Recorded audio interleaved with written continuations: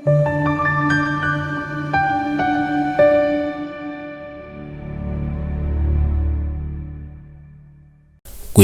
ukukhuluma nawe kuyi-channel. Igama uPastonik, udaba lwamaphupho. Inamba ungayisebenzisa kuphela kuma-calls, ayi ku-WhatsApp.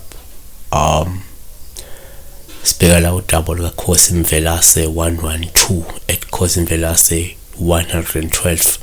Uthi uphupha ibhilidi elikhulu libhidlika khona kusho ukuthini? So ubuza liphupho leli kade sikhulume ngephupho la lokubhidlika nje kwendlu. So ibhilidi nendlu kokubili lokuyizakhiwo la kuhlala khona abantu ngaphakathi noma kusebenzela abantu ngaphakathi, okusho ukuthi umehluko umukhona ngaba mncane kakhulu uma ubona kubhidlika indlu noma kubhidlika ibhilidi, kucishe kube simila ngoba kuyizakhiwo. Bese ke iBhayibheli lithatha indlu lithi empeleni iBhayibheli lithatha umzimba womuntu lubize ngedokodo, okusho ukuthi umsipha womuntu uyidokodo, uyisakhe, uyindlu. Nomndeni futhi ufaniswe nayo indlu, yabo, noma ke ibhilidi. Usho ukuthi sengaya ngestatus somuntu, izinga lomuntu, impilo ayiphilayo, bese leyo muntu loyo efaniswa nebhilidi noma leyo mpilo yalowo muntu efaniswa nebhilidi, uyabona. Nake singakusho ukuthi uma uphupha ibhilidi kuwuphawu lokuba libhidlika. Lokho kufanele ukuthi kusho ukuthi kukhona umuntu ongenzeka umuntu oqavile noma nje umuntu omkhulu osuke ezoshona, ngabe semndenini, kungabe semkhakheni wakho.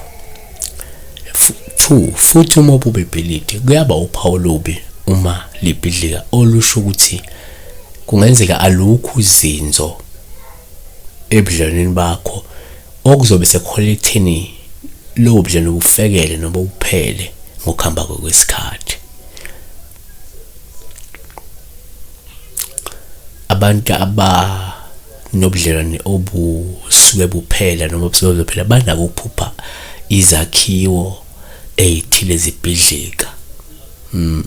Number 3, futhi uma uphupha ibhilidi kuwuphawu still olubuma libhidlika, lungabe lusho nje ukulahlekelwa okukhulu okuzoletha ushintsho olubi ngakeze imali. Yenzeka futhi kubhidlike ibhilidi, kubhidlike isakhiwo esithile, kanti komunye kusho ukuthi kunezinguquko ezimbi ezizofika ungalindele ezizobe seziletha ushintsho olubi empilweni yakho ongaba kakhulu ngakweze imali.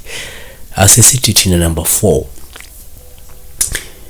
kuvamile futhi ukuthi imali ibhidlike ibhilidi. Lokhu kusho nje ukuphela kodumo kumuntu. Kungasho ukuthi mhlawumbe umuntu obeqavile, umuntu obedumile, umuntu obehlonishwa sekuzophela ke lelo dumo ngenxa mhlawumbe ngabe kulahlekelwa kakhulu isikhundla bekade siqhaqhobele, noma umuntu okuphela ibhizinisi lakhe okuyilona besime ngalo, bese lokho kuholela ekutheni udumo lalomuntu lolu bese ke luba umlando. Sikhuluma nje ngokubhidlika kwesakhiwo ongaba yindlu noma ke ibhilidi. Siyabonga kakhulu, uNkulunkulu akakulonde. Inamba isebenza kuphela kuma-calls nkansa kwethu, hayi ku-WhatsApp. Be blessed.